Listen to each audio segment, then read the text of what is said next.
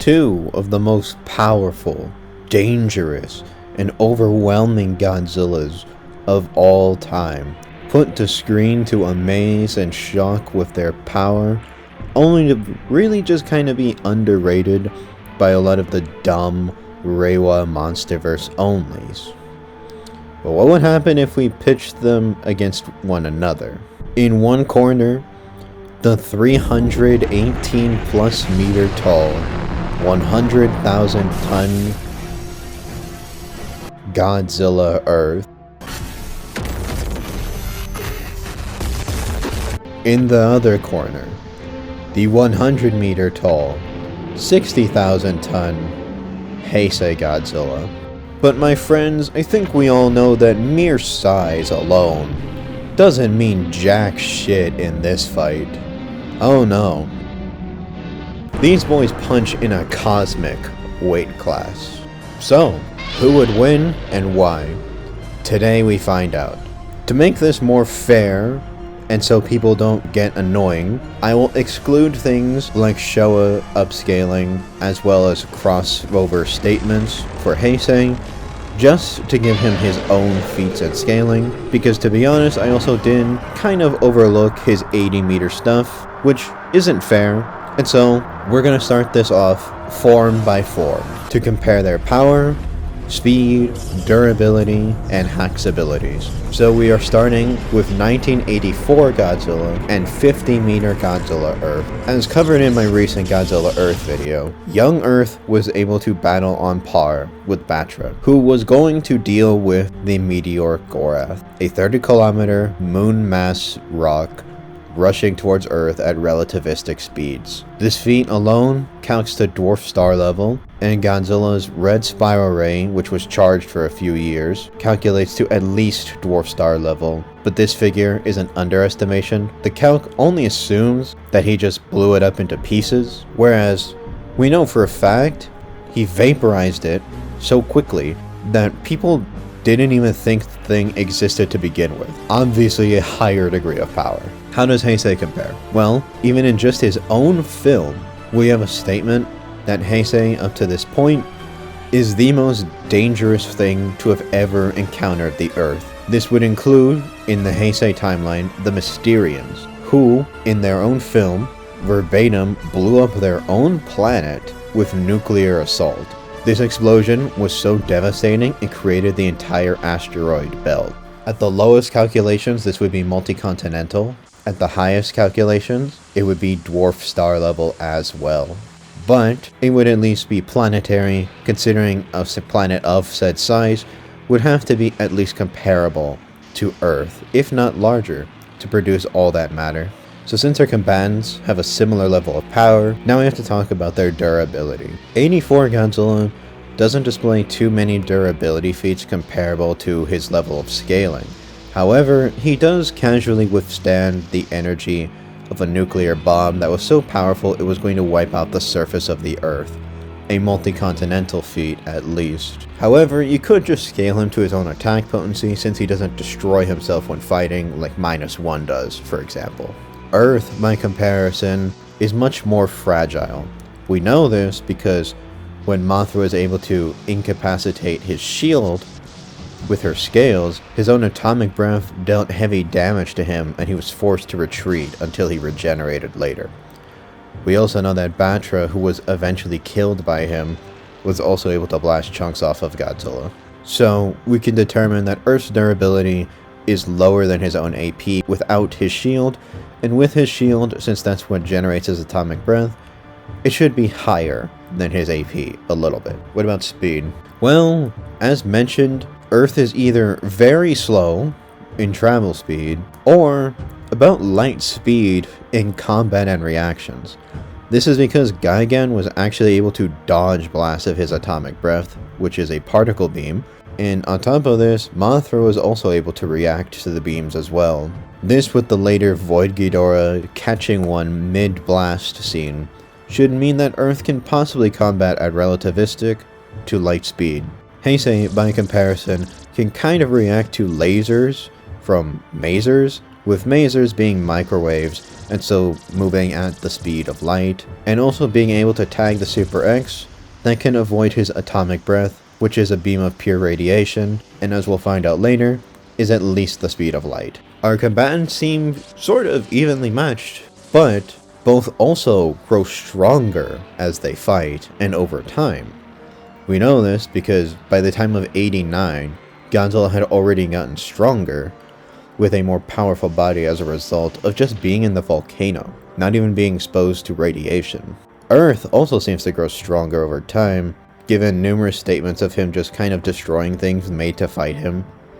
For example, numerous simulations of Mechagodzilla were able to defeat Earth in fact, but before Mechagodzilla was activated, Earth sniped its entire complex and the robot was damaged for over 20,000 years. So I see it going pretty back and forth for a while. However, Heisei will most likely take less damage over time, and Earth will be forced to adapt first. Heisei will adapt as well, but Earth will be forced to do so first. This may lead him into using the Red Spiral Ray, which is a large amplification of his power, considering it took so much out of him that he had to cool himself in order to use it safely. Because of this, it may actually deal a good bit of damage to Godzilla 84. However, based on that, it's then possible that Heisei will in turn evolve into Godzilla 1989, a more powerful version of the character who now displays the ability to withstand his own output times 10,000 fold. This would get the at least dwarf star Godzilla all the way up to large star in 1989. This may be consistent considering Biollante is often credited as the source of Space Godzilla, with those same cells being able to withstand a massive black hole and stellar explosions. However, if you don't think that they fully scale, because that is a feat that can also be attributed to 100-meter Heisei, I understand. However, at this point, Earth cannot damage Heisei at all. So, Heisei will just blast him to bits, same way he did to Biollante, who possesses regeneration so good that again, could grow back from a single cell and showed regeneration faster than Earth. We have to move to a stronger form of the Angry Lorax. Time skip 20,000 years, and now we have Big Earth. Big Earth, over 260 times more powerful than his smaller self. Earth now has greater range, on top of numerous other abilities that could keep Heisei on the back foot. At this point in time, Heisei only has a range of about 800 meters, while Earth has a range of over 30 kilometers, possibly 300, maybe even more so. His plasma cutter is able to fire for 600 meters, and given its wide explosive radius, could give him a bit of an edge. On top of this, he now possesses a super oscillatory roar that is able to break matter down on a molecular level. However, as we know, Heisei does resist at the bare minimum stuff such as this, considering maser tanks are able to laser through cells, radiation functions all the way down to the subatomic scale, and specifically Heisei radiation is able to interact with things such as Ghidorah's body leaving burns, later on at least, is able to withstand the black holes of outer space if you think Biollante was the donor. Either way, this level of durability negation is simply not enough. Earth would have to massively spam atomic breaths onto Heisei while also regenerating and adapting over time. It's possible that Heisei will continue to just eat attacks from Earth again and again and again, but it seems more likely for Earth to come out on top in this round because Heisei is just simply at a disadvantage. Less range, and while stronger, Earth will also be adapting over time too, same as Heisei. So Earth would have to try very hard, but we will give him this round.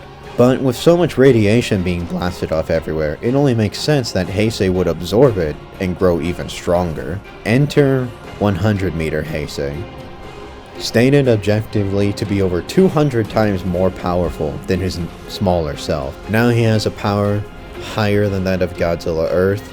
And now, we have to address the elephant in the room. That is the fact that Heisei King Ghidorah, in all of his media, in all guides, is stated to be an enhanced clone of Showa Ghidorah.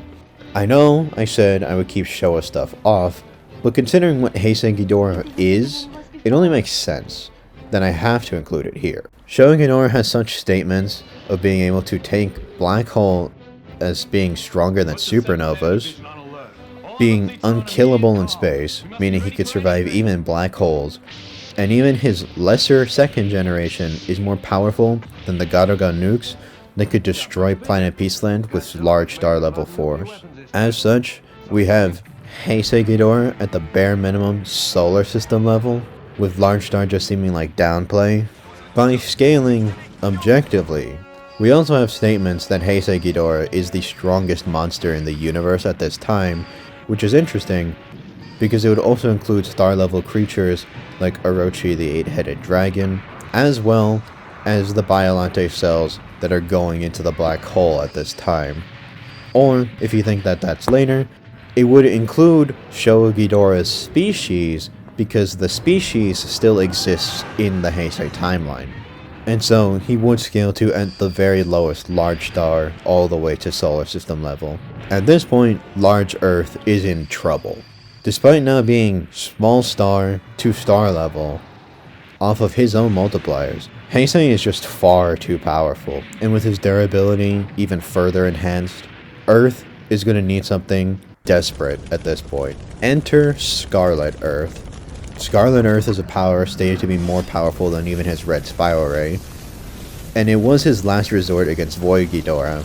This attack is able to generate thousands of degrees of heat and gravitational waves. But remember, Godzilla faced off with King Ghidorah, whose gravity beams can destroy gravitational waves, and even things as small as quarks.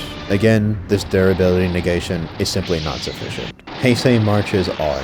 Even with Earth's enhanced power, it is nowhere near enough. Now, we enter Earth's final form. His amped base after facing Void Ghidorah, able to produce over 80 kilofo, being able to spam this threefold at least.